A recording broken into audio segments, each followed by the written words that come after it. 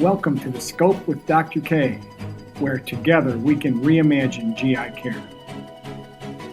Welcome to The Scope with Dr. K. I am Dr. Kosinski. We're going to open the show today, as we always do, by stating that the goal of the series is to present you with a broad scope of value-based care issues, mainly involving the field of gastroenterology, but also outside of GI as well. Today's episode begins our third year of this podcast. Time sure does fly. To inaugurate our third year, we are initiating a 3-month series focusing on value-based care solely from the view of the health plan. We planned this special series because the health plan is at the center of movement to value-based care. Therefore, it's very important that patients and providers understand the goals and needs of the health plan. Self-funded employers, who probably represent the burden for the bulk of commercial healthcare costs, also need to understand the view of the health plan. So to begin this series, we have chosen one of the most eloquent speakers I have had the experience to meet with, Dr. David Johnson, who is the medical director for value transformation at Blue Cross of North Carolina. In this position, Dr. Johnson provides a clinical perspective to the design of alternate payment models. He facilitates collaborative partnerships with providers, and he implements innovative care delivery models that are intended to improve the value of specialty care delivery across the state. He's an oncologic urologist by training, which is impressive by itself. I'm especially impressed, though, with the fact that he also has a degree in economics from Duke. I suspect he pulls from his economic roots in his work with value-based care. Welcome to the show, David. Thank you so much. It's really great to be here, and I appreciate the kind words. Well, I could have said more, but we have time constraints. We always refer to our universe of value-based care as the world of the 4 Ps: patients, providers, plans, and payers. The view from each of these 4 Ps has been quite different in my experience. So my first question to you is, how would you describe the view of value-based care from the position of the health plan? The framing of value-based care from the payer side is really that the prevailing fee-for-service system has made it very difficult for payers to successfully implement mechanisms to control costs and improve quality. And not only have these traditional payer levers failed, but they cause a lot of provider abrasion, namely utilization management, prior authorization, essentially anything that is perceived to threaten the physician's autonomy or perceived sort of overstepping of the payer's role in the sanctity of the relationship between a patient and a provider. So not only are they not successful, but they're not wanted really in that relationship. It's not really working well for patients either. These things can lead to higher out-of-pocket costs, delays in care, restricted choice, these traditional payer levers that really aren't, favorable for patients, even though ultimately they're designed to contain the costs and make healthcare more affordable.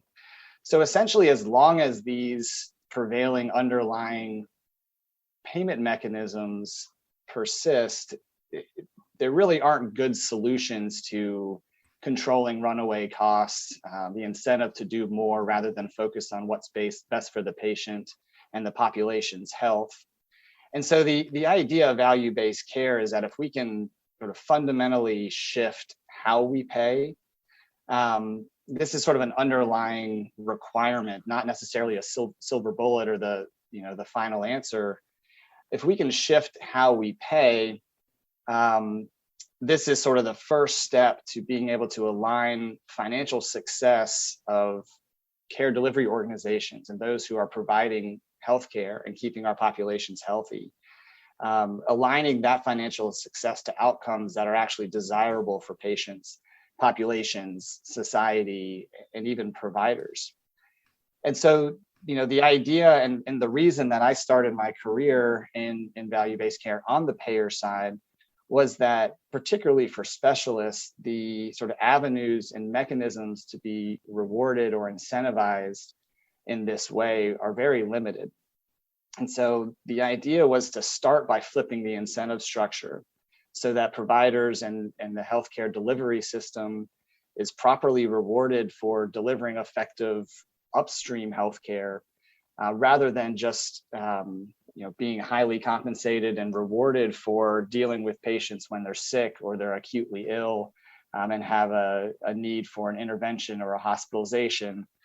And I think one of the starkest examples is, can we make it a better business model to manage hypertension and diabetes and other factors that go into the development and progression of kidney disease to prevent dialysis, rather than make it so lucrative to actually give dialysis that is not only is it bankrupting the system. What patient wants to be on dialysis and have kidney failure? So how do we align the business model with what's actually good for patients and populations? In so many cases, the health plan is administering the care rather than bearing the financial burden, which is then on the self-funded employer. Whereas there is a certain percentage of your book of business where Blue Cross of North Carolina takes the risk. How do you see value-based care in those two environments? Is it the same, or does it differ? Absolutely. So I would say the answer is yes and no. It's the same conceptual framework of that high-level answer I just gave you. The high-level goals and motivations to drive affordability, quality, and a better patient experience are the same for our self-funded and fully insured. What's different, and something that I've had to learn being on the payer side for the first time, is sort of the business justifications and the business levers that are needed to not only sort of get support internally for this type of value-based care redesign on the payer side, but also what are the nuances with the implementation and operational processes that are required to stand up a value-based payment model or a bundled payment or a longitudinal condition-based vendor arrangement for our employed clients versus our fully insured underwritten population. A lot of that has to do with the mechanics of accountability, the sort of actuarial exercise of how you calculate and pass along savings.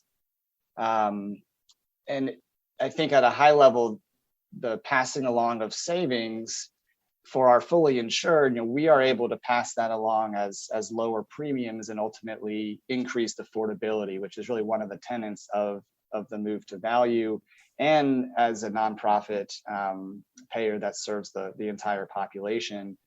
For our ASO groups, it's the same goal, but functionally the savings, you're right, it's not sort of seen by Blue Cross itself, but we're really able to pass those savings along as lower rates and become more competitive with other national payers that are sort of inherently more efficient and have a lower price point for administrative services. And we want to be a health plan that really is an active partner in helping keep the employees of our clients healthy.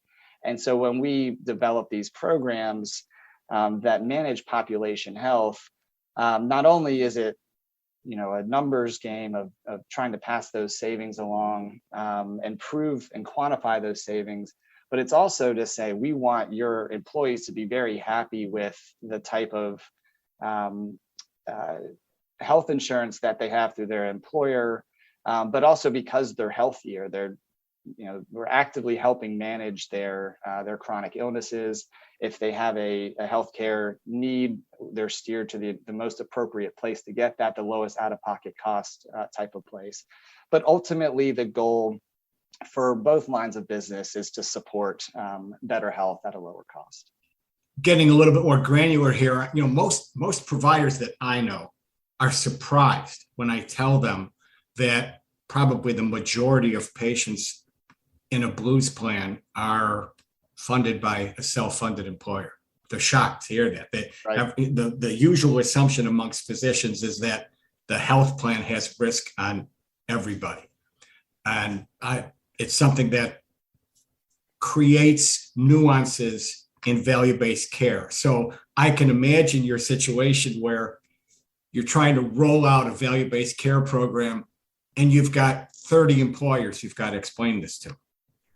And you've got to get buy-in from those 30 employers, as opposed if it's on your self-insured group, you can make that decision internally. But when it's an ASO business, this is another challenge that you have to get over. That's absolutely right. And I would say, yeah, we have to first get through to our sales and marketing team before we can even get to our employers.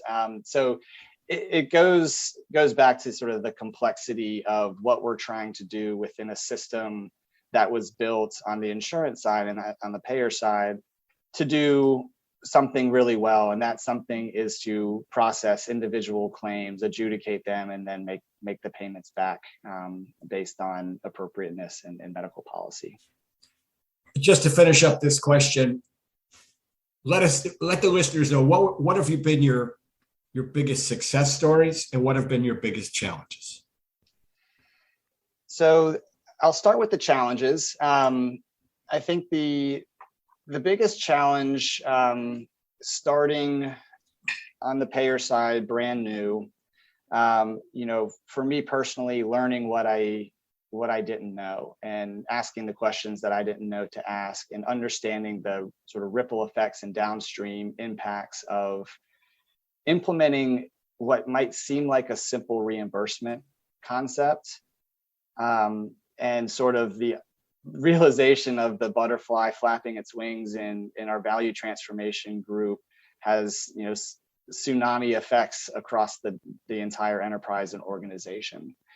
I think from an enterprise transformation standpoint, the capabilities to create these new mechanisms of payment that, like I just mentioned, aren't built into our baseline capabilities as a legacy payer is really challenging. So it's addressing not only just the concept, what is the best way to make these payments based on the clinical scenario that we're tackling, or the types of providers or risk-bearing entities that we're working with.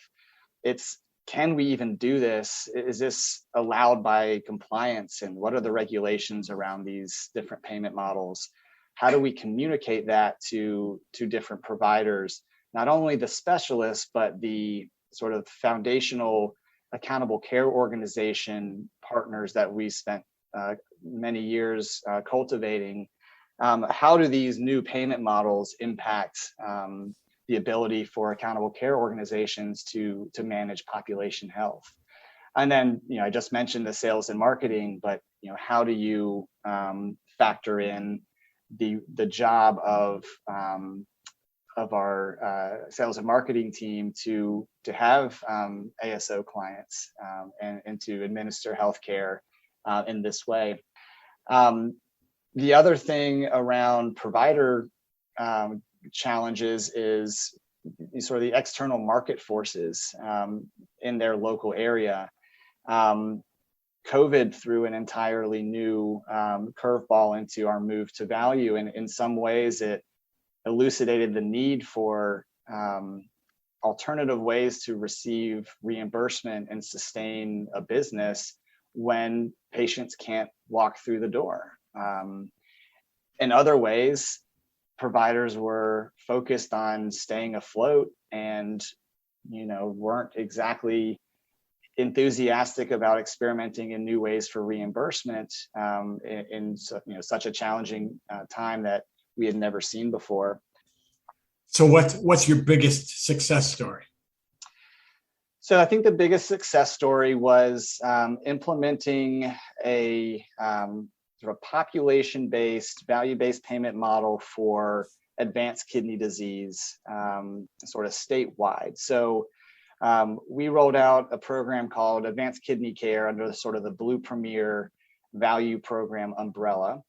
And this was our first sort of condition or longitudinal care model in the specialty arena. We'd been doing bundled payments for episodes of surgical care for some time.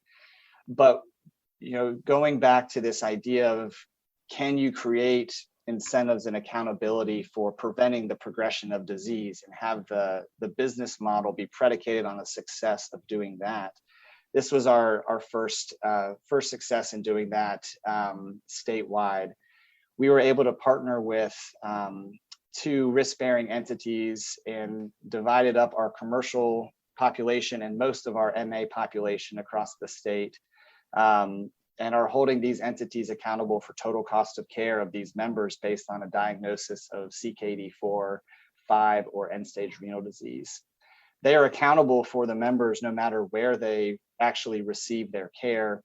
And these entities are responsible for engaging the provider community and sort of wrapping their services around the existing network of PCPs and nephrologists and dialysis organizations.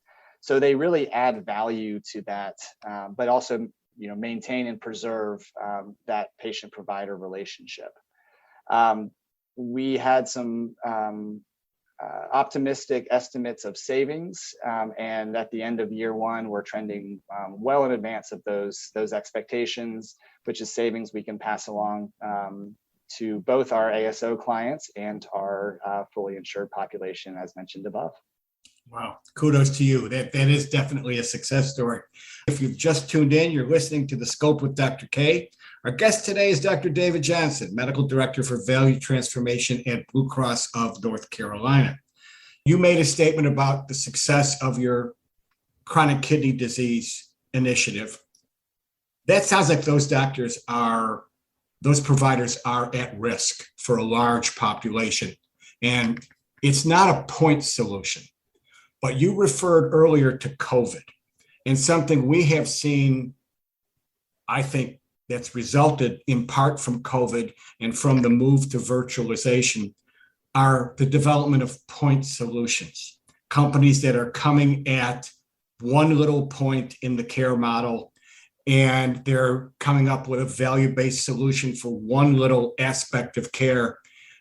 You must get inundated with companies providing point solutions. How do you deal with that? That's true.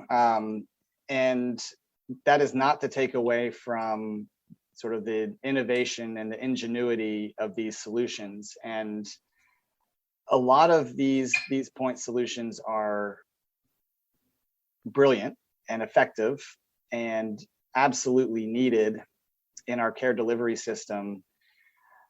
The challenge that we have is, given the amount of resources it requires to create these value-based arrangements and these sort of alternative payment mechanisms, the scope of services under accountability, or the amount of healthcare that can actually be brought under sort of this accountable risk structure, has to be significant and large enough to invest a extraordinary amount of time and money and human capital on the payer side to do. This is, I think, something also that CMMI is starting to understand as well.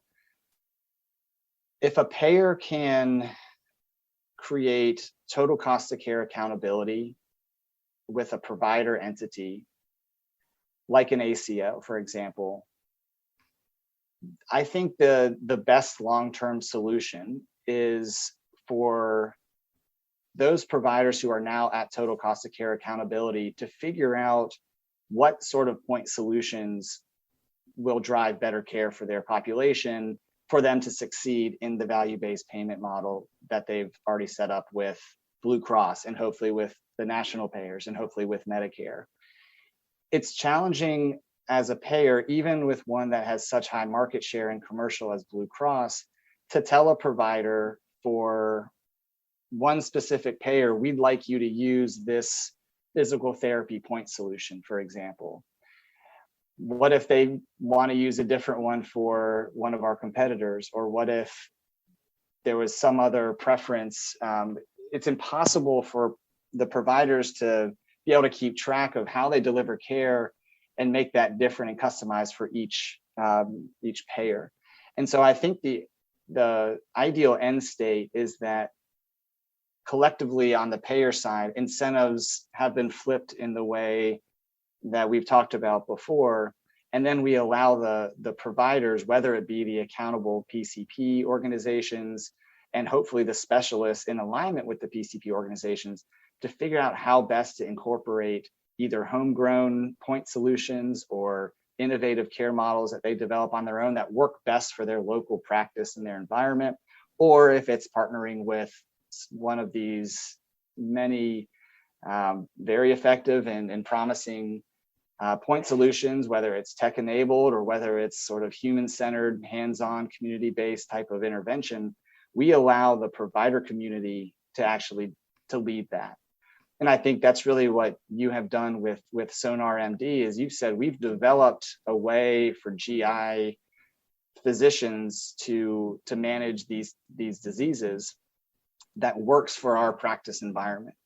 We've figured that out, and then we've gone to payers and said, now help us make this a sustainable business model, because it's a high value way to deliver healthcare that's aligned with payers' goals around value and providers, the way they want to practice, and patients' goals. Now we have to fix the perverse financial incentives that make that difficult to implement and scale.